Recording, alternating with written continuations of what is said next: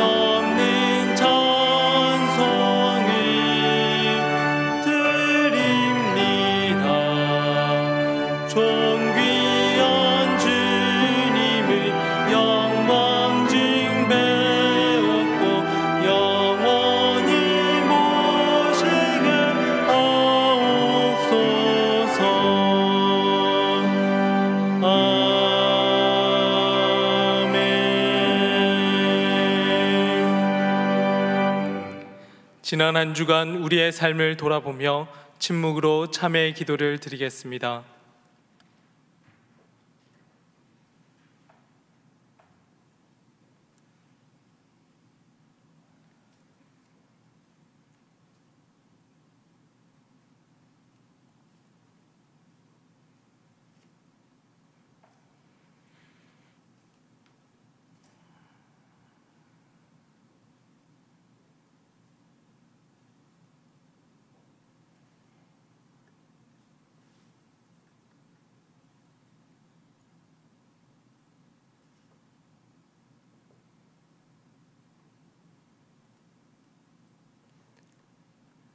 하나님께서 주시는 사죄의 말씀입니다.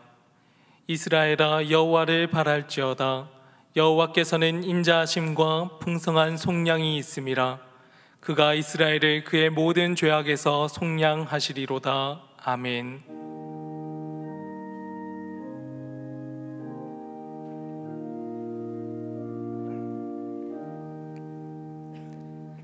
나는 전능하신 아버지 하나님 천지의 창조주를 믿습니다.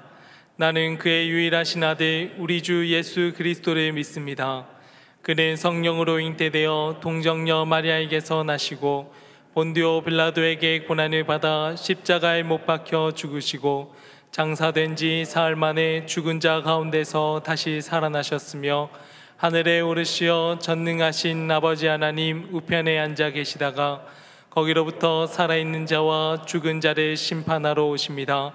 나는 성령을 믿으며 거룩한 공교회와 성도의 교제와 죄를 용서받는 것과 몸의 부활과 영생을 믿습니다. 아멘.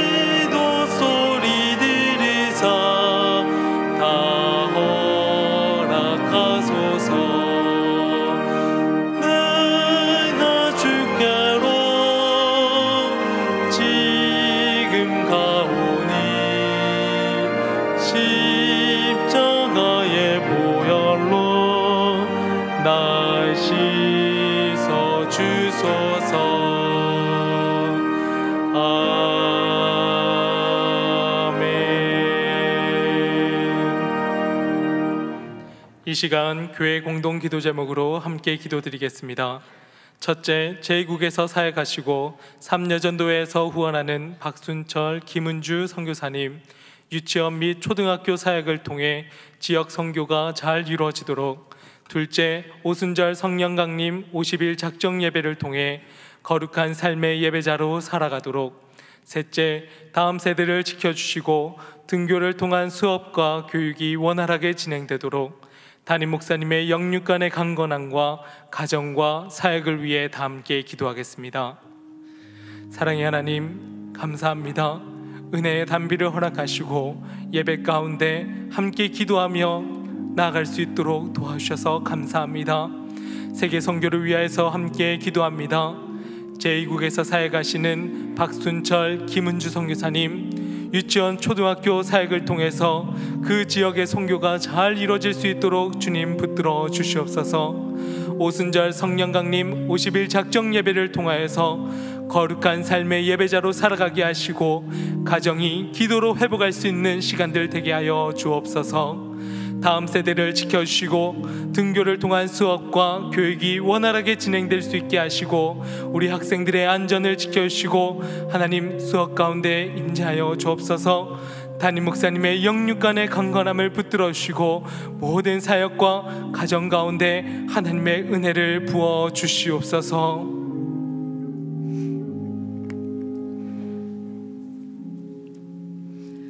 천지 만물을 창조하시고 인간의 생사 화복을 주관하시는 하나님, 크신 사랑과 은혜에 감사를 드립니다.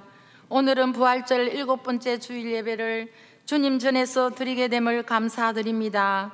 5월은 가정의 달입니다.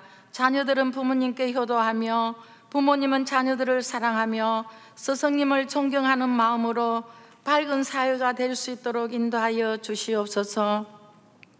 하나님, 밖에는 아름다운 꽃들이 하나님의 솜씨를 자랑하듯 나풀거리며 들에 핀 풀 한 포기도 계절 따라 먹이시고 입히시며 다스리시는 능력의 하나님, 감사와 찬양을 올려드립니다. 이런 우리나라에 몇 년 전부터 경제가 침체되어 기업이나 가게들이 수없이 문을 닫고 실업자는 더 늘어가고 사람들의 한숨 소리만 늘어나고 있는 가운데 신종 전염병으로 고통받고 있는 사람들이 더 늘어나고 있습니다. 사람들 눈에 보이지도 않고 어디에 있는지 알 수도 없는 무서운 전염병이 온 세계를 공포 속으로 몰아넣고 있으며 우리나라에서도 어디서 감염되었는지도 알 수 없는 확진자들이 여기저기서 나오고 있습니다.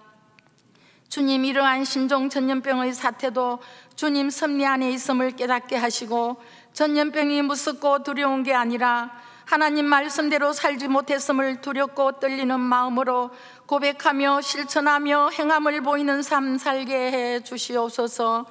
지난 2달 동안 주의 성전에서 예배 드리지 못하여 마음이 아팠습니다. 주의 종들을 섬기지 못하여 마음이 많이 아팠습니다.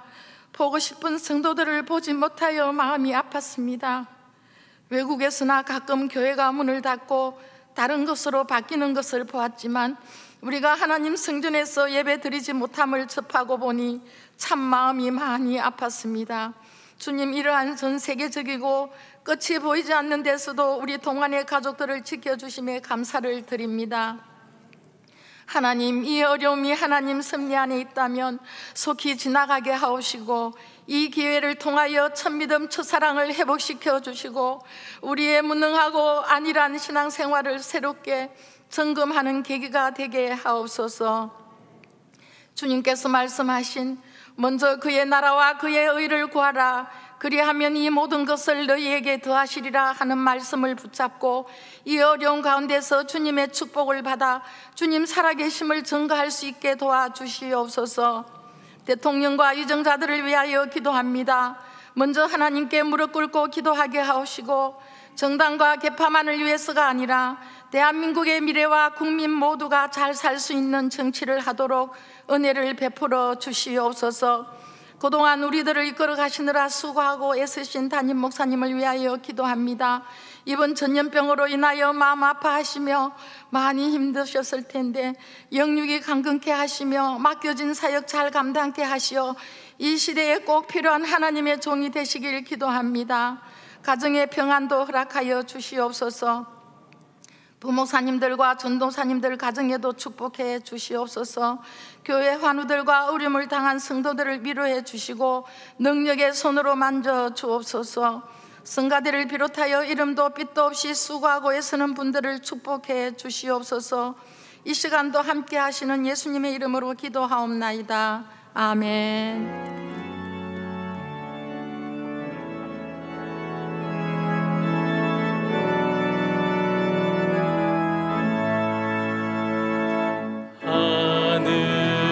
하늘에 계신 아버지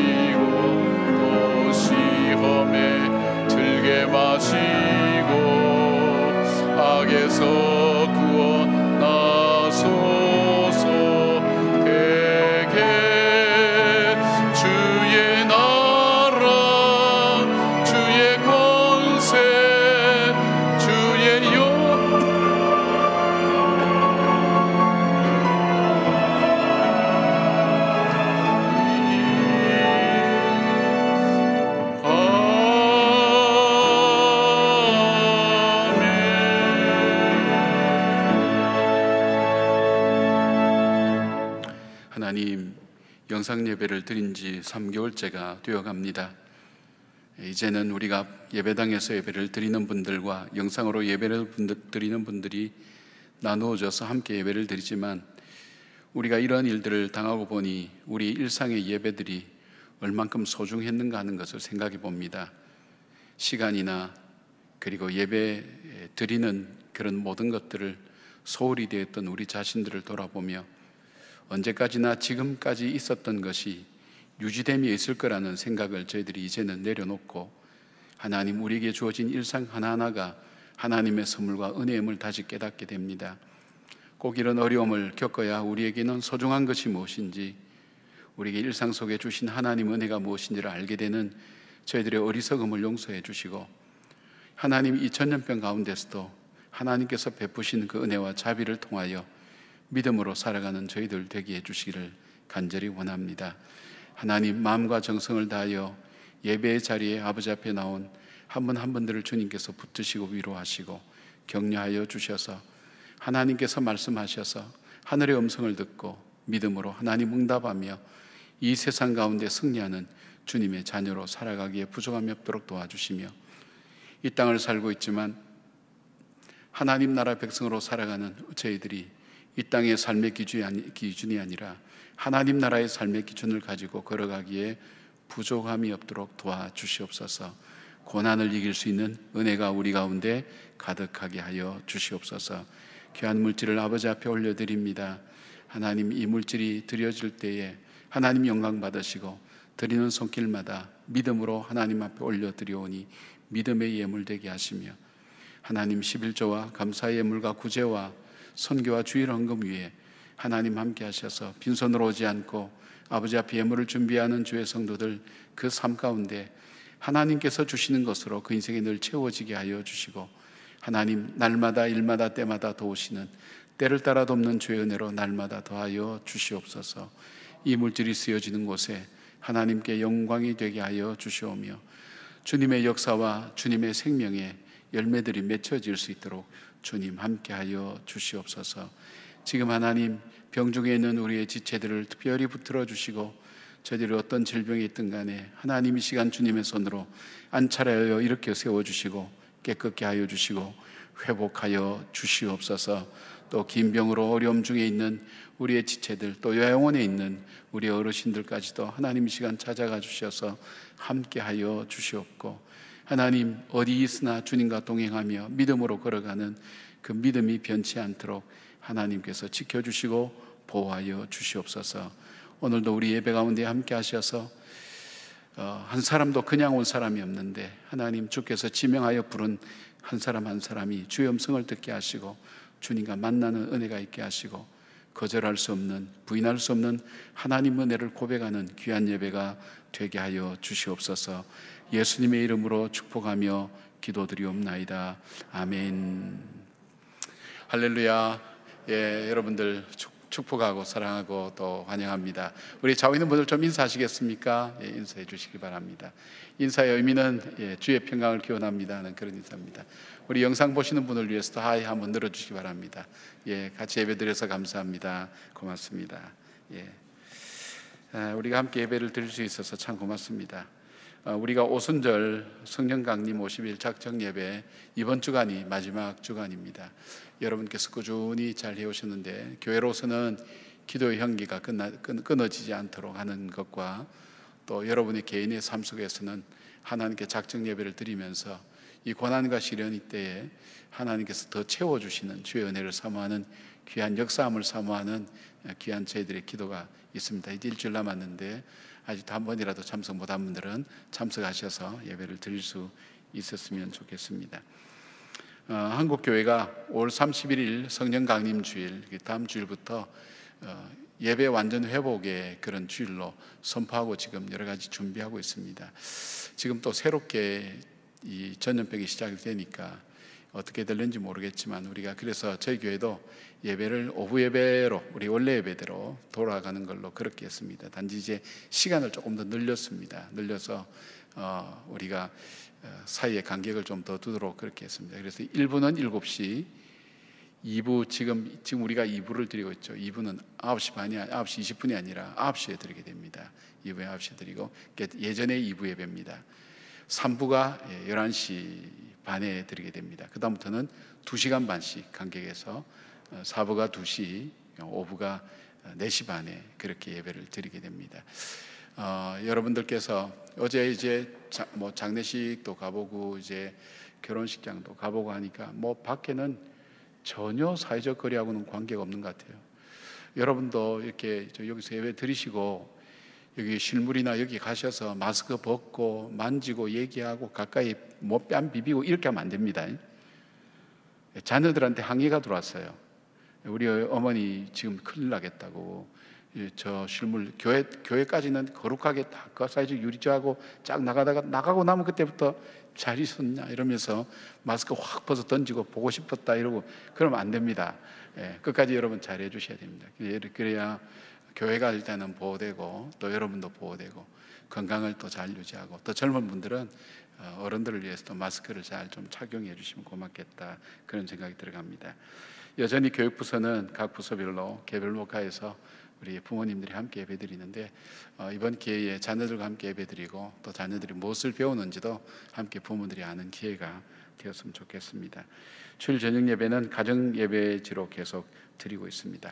영상으로 우리 교회 소식 계속 나누겠습니다. 고단한 삶 지친 어깨 상처뿐인 상한 내 영혼 주인 없던 나의 삶에 의미 없던 내 인생에 아무것도 아닌 나를 사랑한다 말씀하시네 소망 없던 나의 삶에 힘겨웠던 내 인생에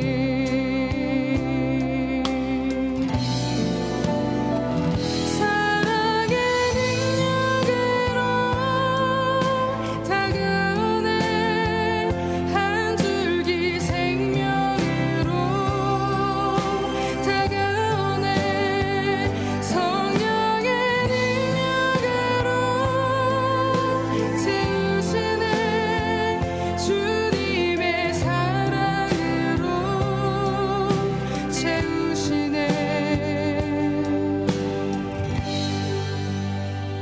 아무것도 아닌 나를 사랑한다 말씀하시네 소망 없던 나의 삶에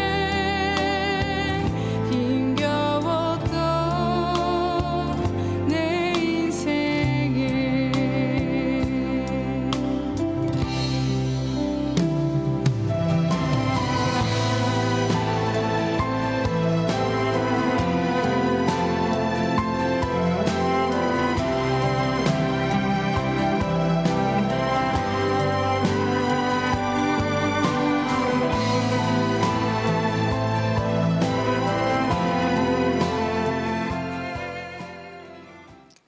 오늘 우리에게 주시는 하나님 말씀은 사도행전 20장 17절에서 24절 말씀입니다.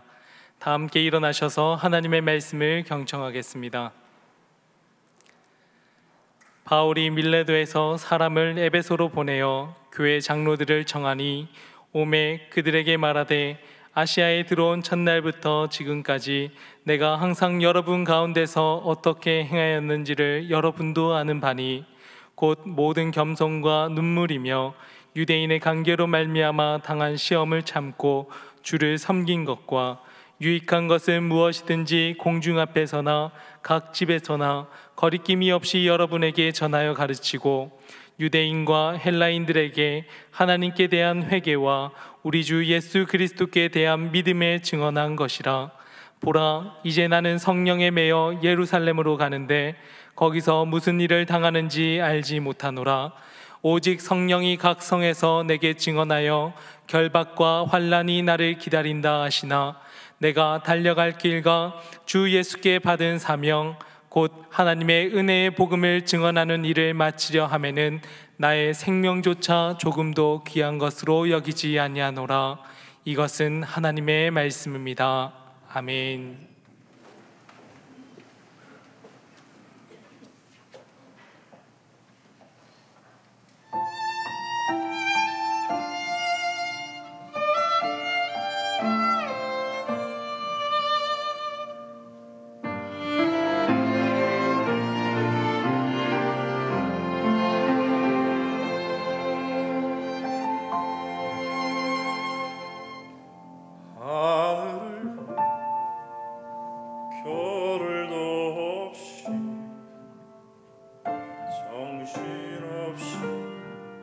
세상을 살다가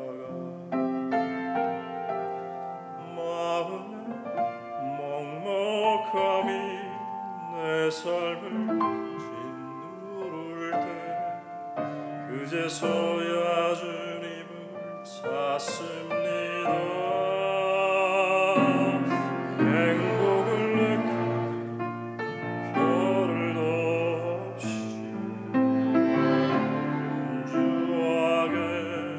세상을 살다가 인생의 허무함이 내 삶을 짓누를 때 그제서야 주님을 찾습니다.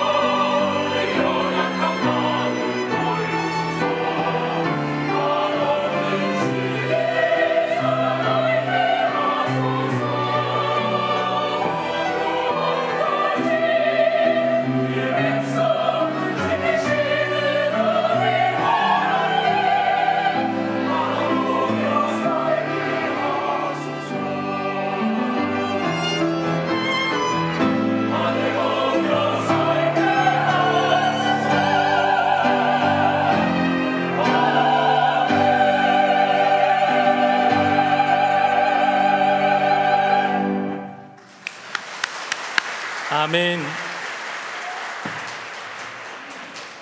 귀한 찬양 감사드립니다. 바울은 3번에 걸쳐서 선교 여행을 했습니다. 그 중에서 오래 머물렀던 곳이 에베소라는 곳인데, 우리가 이 선교 역사를 이렇게 들춰보면 이 선교가 시작될 수 있는 그 모체가 되는 것이 예루살렘 교회라면, 이방인의 선교를 위하여 실제적으로 선교에 시작된 곳은 안디옥 교회입니다. 근데 선교의 여정 속에 우리가 꼭 짚어보고 살펴봐야 될 한 장소가 나오는데, 방금 말씀드린 바로 이 에베소라는 장소입니다. 에베소에 있는 바울이 3년간 머물면서 거기에서 12명의 제자를 양육했고, 거기에 두란노 서원을 세워서 2년 동안 말씀을 체계적으로 잘 가르쳤습니다. 하나님 나라와 그리고 복음에 대해서 잘 가르쳤습니다. 그리고 이 가르친 이 결과들이 여러분들이 그 계시록에서 보는 소아시아 7교회가 바로 이 에베소의 이 두란노나 에베소의 사역을 통해서 세워진 교회라고 학자들은 그렇게 추정합니다. 그만큼 영향력이 있었습니다. 이것뿐 아닙니다. 이 시를 전부 다 잡고 있었던 이 마술사들, 또 은장색 하는 모든 그런 우상관계되는 하는 분들이 이 사업이 망할 정도로 어려움을 겪게 됐어요. 더구나 하나님의 역사 앞에 마술사들이 갖고 와서 나는 더 이상 이렇게 해서 살지도 않겠다 해서 불태운 책값이 한국 돈으로 요즘 말하면 25억 원 정도 되니까 지역 경제가 바뀌어지고 사람이 바뀌어질 만큼 에베소는 엄청난 변화와 소아시아와 유럽 지역에 충격을 주고 복음의 영향력이 점점 확대되는 계기가 된 것을 바라보게 됩니다. 오늘 본문은 바울이 이제 3차 전도여행을 마치고 이제 예루살렘으로 돌아가는 중에 이 밀레도라는 곳에 도착해서 자기가 사역했던 에베소 장로들을 초청해서 함께 이야기를 나누는 그 장면이 오늘 본문의 내용입니다. 그러면서 바울은 자기가 3년 동안 에베소에서 사역하면서 어떤 마음으로 사역을 했는가 하는 것을 바로 에베소 장로들에게 이야기하면서, 바로 내 마음처럼, 내가 다시는 혹시 못 볼지도 모르지만 내 마음처럼 하나님의 교회를 지켜주고 또 이 백성들을 복음으로 지켜달라고 부탁을 하는 장면들이 오늘 말씀의 내용입니다. 그러면서 바울이 자기가 에베소에 있으면서 어떤 마음으로, 어떤 각오로 사역을 했는지를 우리에게 얘기를 해주고 있습니다. 요즘 얼마나 어렵고 힘든 시간을 보내고 있습니까? 우리가 어려운 것이 단순히 어렵다는 부분으로만 나타나는 것이 아니라 다양한 모습으로 많이 나타나게 됩니다. 힘들고 어렵고 또 삶의 의욕도 없고 우울증도 찾아올 것 같은 그런 마음들이 우리 마음을 엄습할 때, 이 시대를 살아가는 그리스도인들이 어떤 자세로 살아가야 되는가.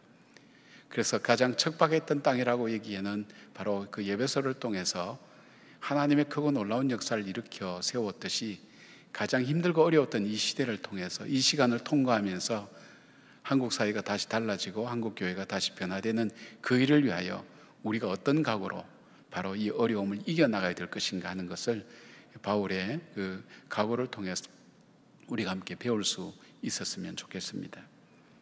첫 번째, 바울은 모든 겸손으로 주님을 섬겼다고 그렇게 고백합니다.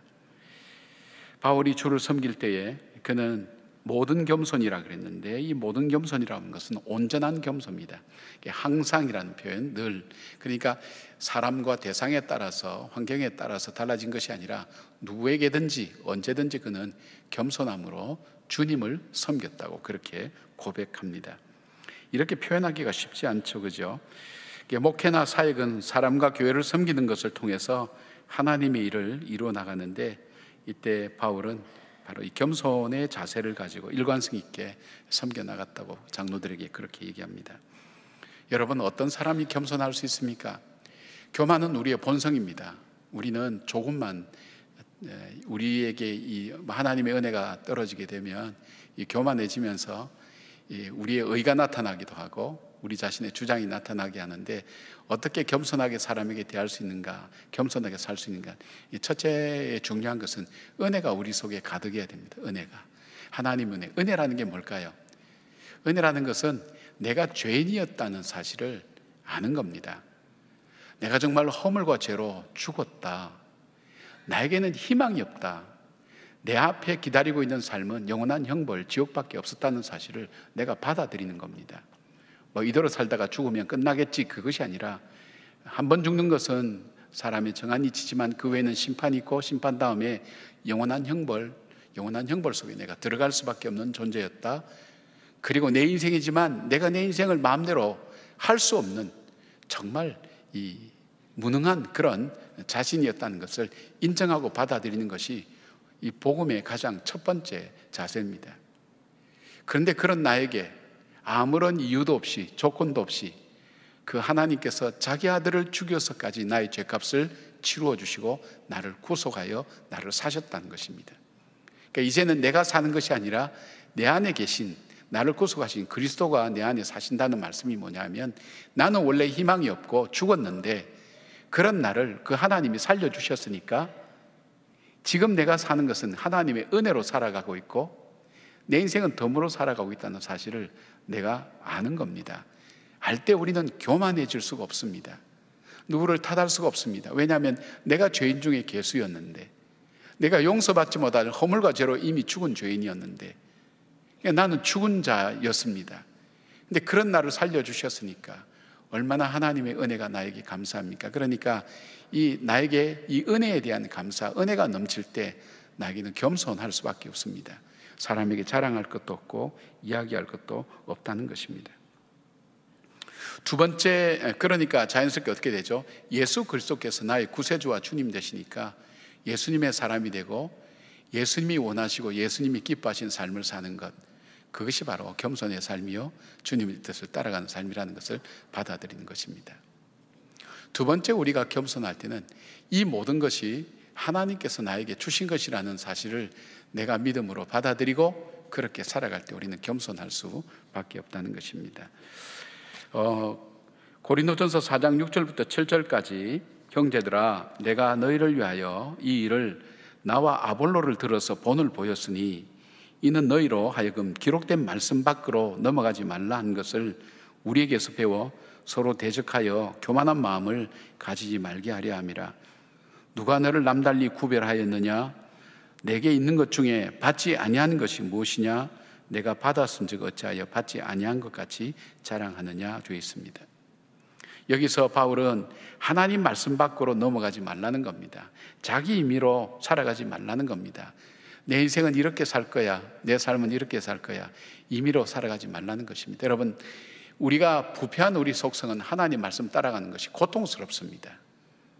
그러나 우선 내 입맛에 달고 내가 좋아하는 것을 따라가다 보면 반드시 그 마지막은 패망입니다. 힘들고 어려워도, 그리고 하나님께 도움을 요청하면서도 우리는 하나님의 말씀의 도를 넘지 않고 하나님 말씀을 따라가는 삶, 거기에 우리는 겸손한 삶을 살 수 있고, 그 다음에 내게 준 이 모든 것 하나님께서 내게 주신 것이라는 믿음의 고백이 우리에게 참 중요합니다. 그렇잖아요. 하나님께서 우리에게 생명 주셨잖아요. 하나님 우리에게 건강 주셨잖아요. 우리에게 일할 기회를 주지 않았습니까? 이 모든 것 하나님께서 주시지 아니하였더라면 오늘 나에게 이 시간은 올 수가 없었을 것입니다. 그러니까 내가 지금 조금 노력해서 얻어진 것 가지고 내가 모든 것 다 이루었다고 생각할 때 자연스럽게 교만한 마음이 되는 거죠. 그러나 내가 지금 남들 볼 때 참 대단한 것처럼 여겨지지만, 그러나 하나님께서 나에게 생명을 주시지 아니하였더라면, 하나님께서 내게 건강을 주시지 아니하였더라면, 내게 기회를 주시지 아니하였더라면 이 모든 것은 내가 가질 수가 없었다고 우리가 생각할 때, 우리가 하나님 앞에 사람 앞에 자랑할 것이 뭐가 있습니까? 다 하나님께로부터 받은 건데, 바울이 그런 마음을 가지고 사역을 했다는 것입니다. 모든 것이 하나님께서 주신 것이라고, 때로는 시련과 어려운 것까지도 하나님께서 주신 것이라는 그런 고백을 했습니다. 그래서 바울은 자기를 그리스도의 종된 바울이라는 표현 쓰기를 참 좋아했습니다. 종은 철저하게 주인을 위해서 살아갈 수밖에 없습니다. 주인을 높이고 주인을 편안하게 해드리며 주인이 원하는 것을 하되 자기가 자랑하거나 주장할 것이 없는 것이 종의 삶입니다. 바울이 그렇게 살았다는 것입니다. 하나님의 종으로 예수 그리스도를 섬기는 사람은 어떻게 살아가는가에 대해서 바울은 골로새서 3장 23절에서 24절에 이렇게 말씀합니다. 무슨 일을 하든지 마음을 다하여 주께 하듯 하고 사람에게 하듯 하지 말라. 이는 기업의 상을 주께서 받을 줄 아나니 너희는 주 그리스도를 섬기느니라. 하나님께서 나에게 주신 사람을 대할 때에 내가 내 마음대로 대하는 사람이 아니라 하나님께서 내게 주신 사람, 하나님 대하듯 대하는 사람으로 대하라는 것입니다. 그런데 우리는 왜 이제 실망하고 낙심하는가 하면 내가 해준 그 사람으로부터 뭐를 받을 것이라 생각하고 내가 하는 그것으로 사람으로부터 인정받겠다고 하지만 그것이 아니라고 이야기합니다. 바로 이 바울은 그것을 갚으시는 분은, 도우신 분은 하나님이라는 겁니다. 사람에게서 구하지 말고 일을 통해서 구하지 말라는 것입니다. 하나님께서 주신다는 겁니다. 여러분 살아오면서 그도 아마 많이 경험하셨을 겁니다. 그 일로 내가 인정받고 내가 그것으로 인해서 뭔가 삶의 보람을 성취할 거라고 기대하고 있기 때문에 그것이 되지 않을 때는 우리가 분노가 일어나고 좌절하고 절망하는데, 하나님께로부터 나는 받는다고 생각할 때 우리 마음속은 겸손하게 하나님께 나갈 수 있고, 내게 준 사람들, 내 가족들부터 시작해서 내가 만나는 사람들까지 우리가 대할 때 내가 겸손함으로 그분들을 대할 수가 있다는 것입니다. 사랑하는 여러분, 한국에는 분노의 영이 있다고 얘기하는 분이 있어요. 분노라는 것이 가득 차 있습니다. 사람들이 점점 갈수록 분노가 더 많아지고 있습니다. 또 사람들을 점점 나누기를 시작합니다. 그리고 점점 나누어지고 있습니다.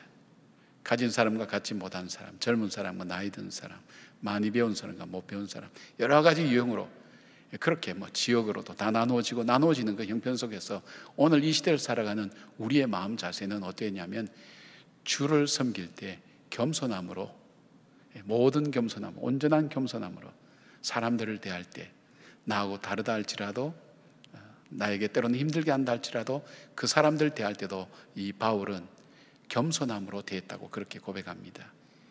이 시대를 이겨나가고 이 시대의 정신을 이겨나가고 극복할 수 있는 방법, 그리고 내가 그리스도인으로 살아가는 그 삶에 있어서 가장 중요한 바울에게서 듣는 우리의 삶의 모습은 바로 모든 겸손입니다.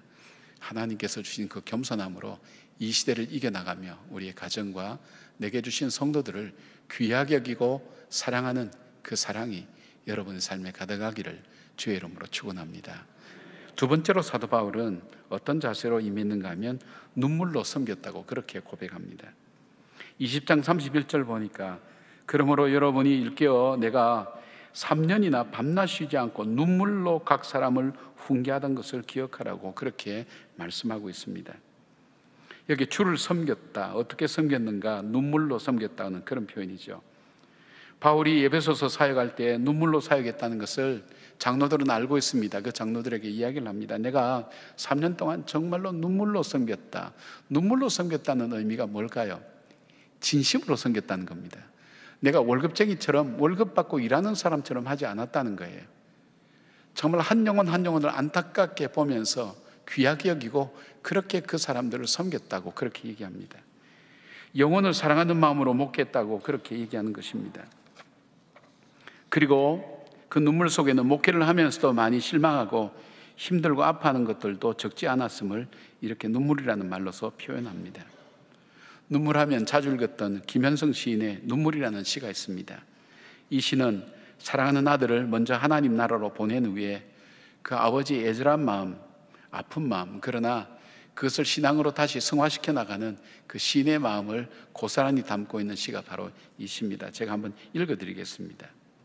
더러는 옥토에 떨어지는 작은 생명이고저 흠도 티도 금가지 않는 나의 전체는 오직 이뿐, 더욱 값진 것으로 드리라 하올제 나의 가장 나중 지닌 것도 오직 이뿐. 아름다운 나무의 꽃이 시듬을 보시고 열매를 맺게 하신 당신은 나의 웃음을 만드신 후에 새로이 나의 눈물을 지어주시다. 시가 원래 함축적이기 때문에 이야기가 좀 어려울 수도 있습니다. 여기 보면 눈물은 아픔이지만 생명이라는 겁니다. 하나님 안에서 맺혀지는 가장 순수한 열매임을 이야기하고 있습니다. 그리고 작지만 자기가 온 마음을 담고 있는 꽃보다도 더 영원한 생명으로 남을 그 열매를 주었다고 그렇게 말씀합니다.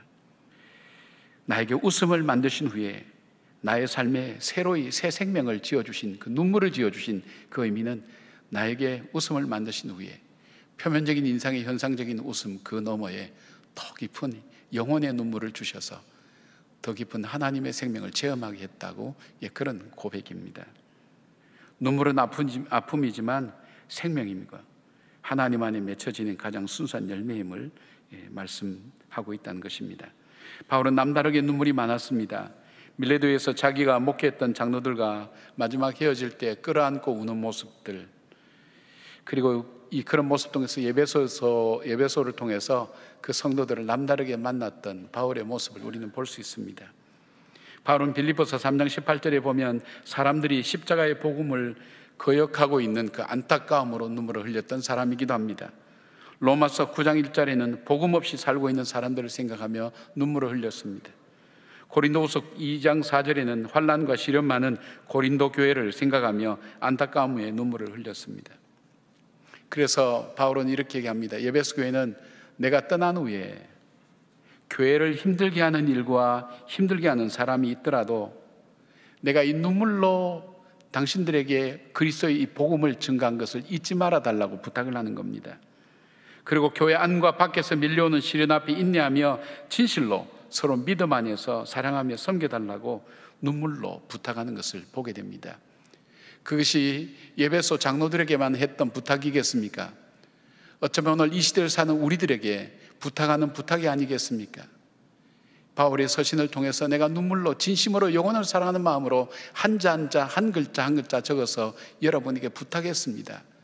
무엇이 복음이며 복음으로 사는 것이 어떤 것인지, 그리고 하나님께로부터 받은 그 은혜가 무엇인지를 하나하나 눈물로 당신들에게 부탁했으니 여러분의 삶 속에 교회 안팎으로 어려움이 오고 여러분 인생살이 속에 힘들고 어려운 일들이 있다 할지라도 낙심하지 말고 용기를 가지고 눈물로 진심으로 여러분에게 이 복음의 본질을 이야기했던 것을 잊지 말고 기억하여서 어려운 시대를 살더라도 믿음으로 꼭 살아내고 하나님의 거룩함을 이겨내는 성도들이 되어달라고 부탁하는 것이 아니겠습니까?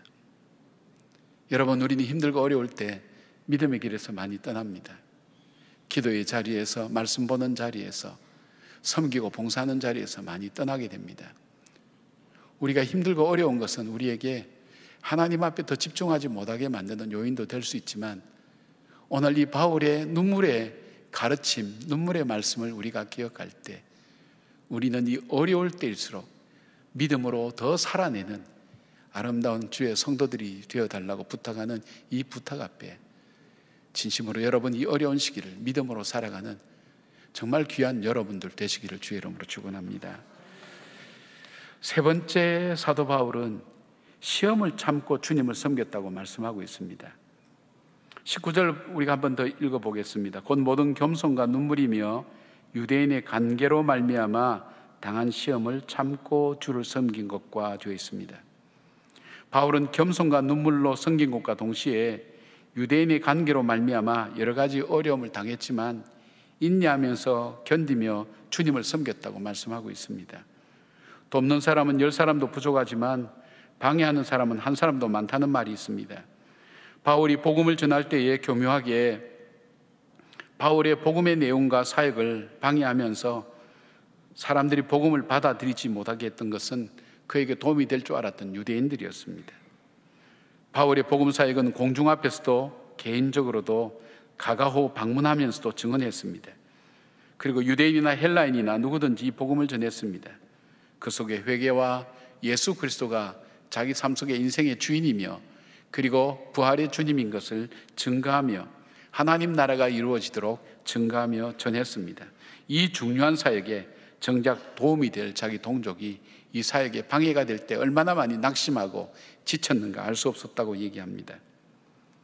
바울에게 너무나 어려운 문제와 짐이 되어서 시험이 되었는데 그러나 그럼에도 불구하고 이것 때문에 중단되거나 포기하지 않고 끝까지 복음을 전했다는 것을 이야기하고 있습니다. 그 이유에 대해서 얘기합니다. 그것은 바울의 각오였습니다. 내가 이런 마음으로 살겠다, 이런 각오인데 그게 뭐냐면 사도행전 20장 24절이 나옵니다.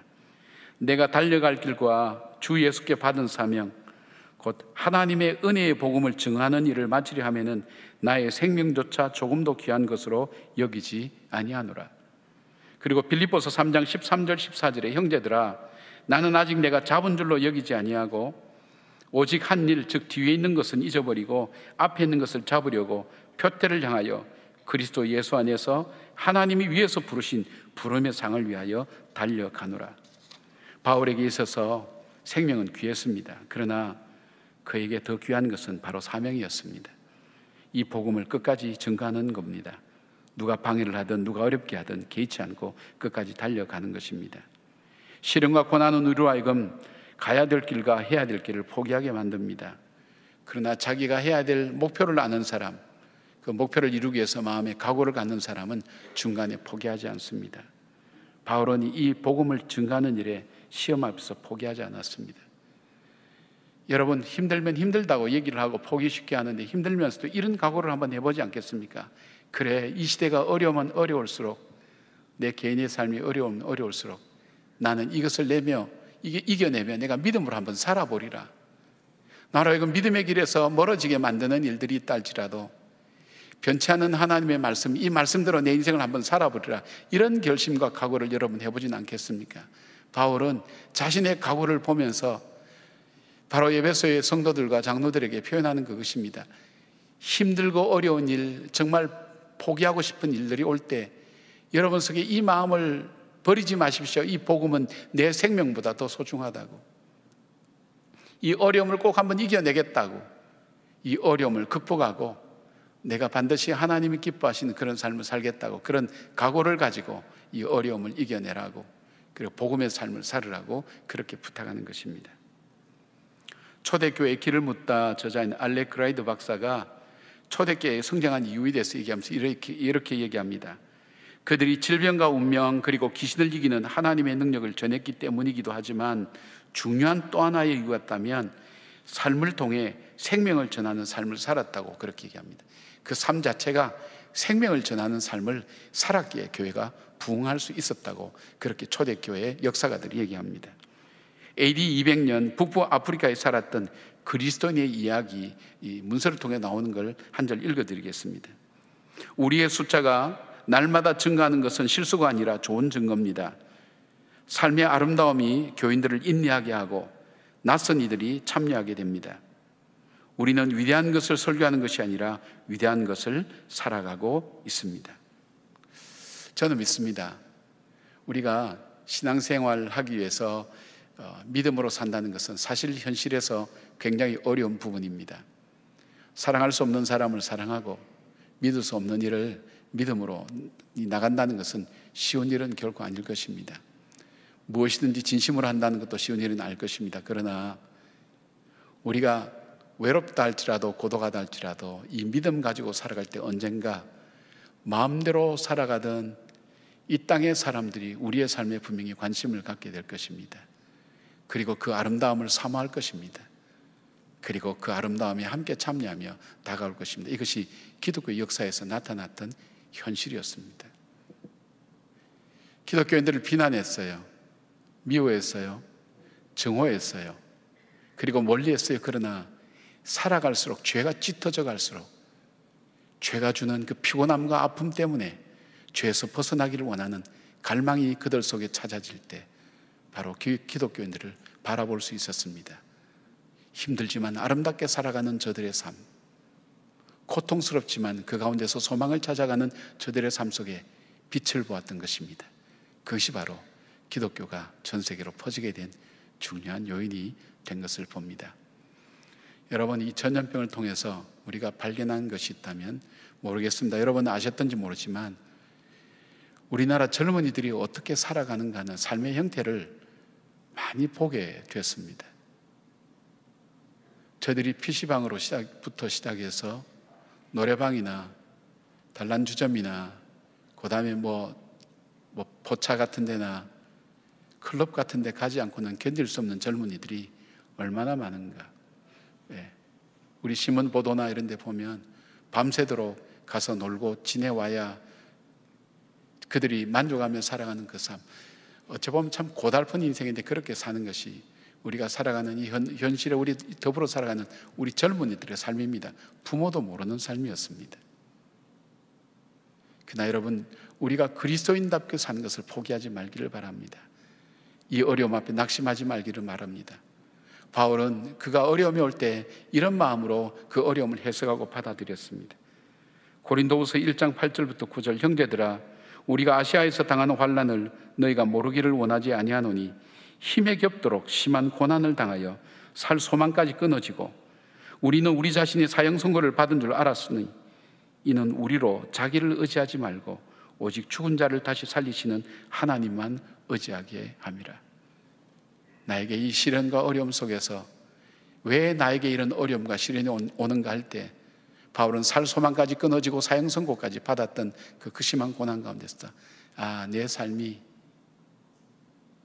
죽은 자를 의지하고 따라가는 것이 아니라 죽은 자를 능히 살리시는 그 하나님만 더 의지하기를 원하시는 하나님의 뜻이 있구나 하는 그 믿음 가지고 자기의 사명의 길 다 갈 수 있었노라고 그렇게 이야기합니다.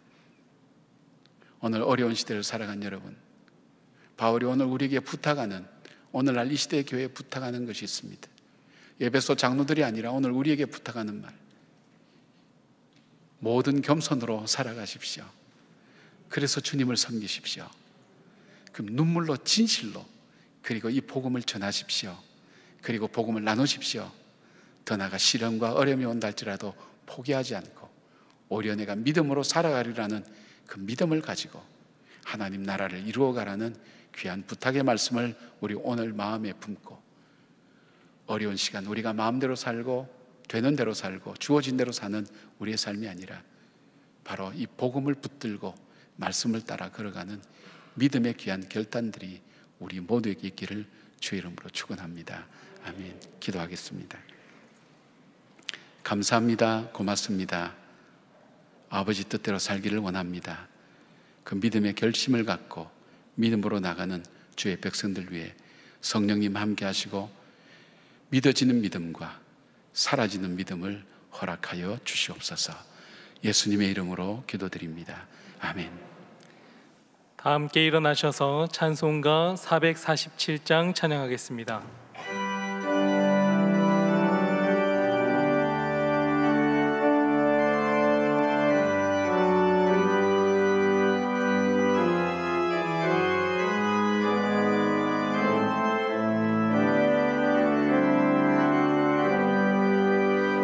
이 세상 끝날까지 주 섬겨 살리니 내 친구 되신 주여 늘 함께 하소서.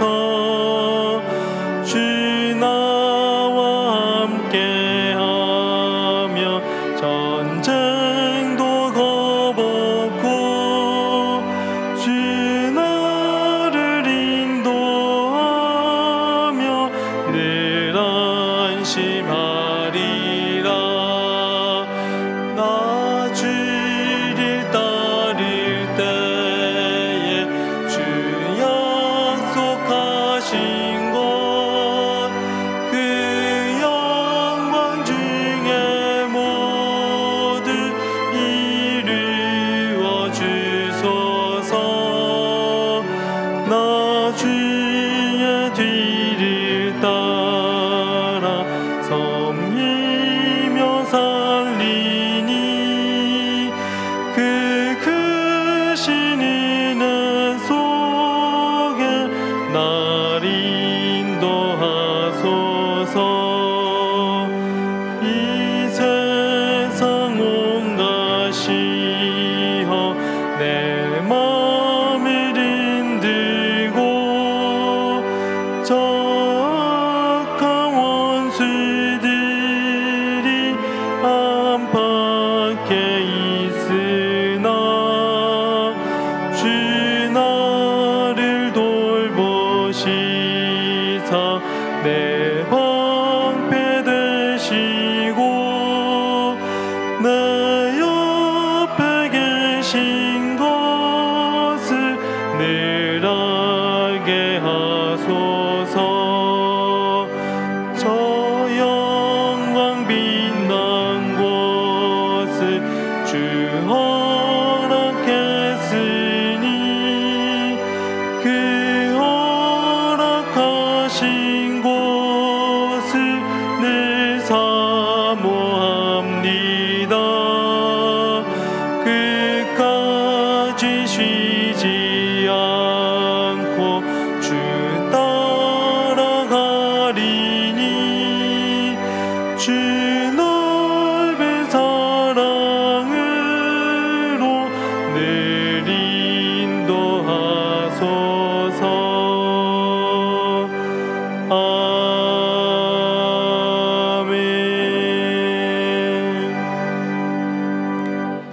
시편 91편을 믿음으로 선포하겠습니다. 자막을 보시고 함께 낭독하겠습니다. 지존자의 은밀한 곳에 거주하며 전능자의 그늘 아래에 사는 자여, 나는 여호와를 향하여 말하기를 그는 나의 피난처요 나의 요새요 내가 의뢰하는 하나님이라 하리니, 이는 그가 너를 새 사냥꾼의 올무에서와 심한 전염병에서 건지실 것이미로다. 그가 너를 그의 기초로 덮으리니 내가 그의 날개 아래에 피하리로다. 그의 진실함은 방패와 손방패가 대신하니, 너는 밤에 찾아오는 공포와 낮에 날아드는 화살과 어두울 때 퍼지는 전염병과 밝을 때 닥쳐오는 재앙을 두려워하지 아니하리로다. 1000명이 내 왼쪽에서 10,000명이 내 오른쪽에서 엎드러지나 이 재앙이 내게 가까이 하지 못하리로다. 오직 너는 똑똑히 보리니 악인들의 보응을 내가 보리로다.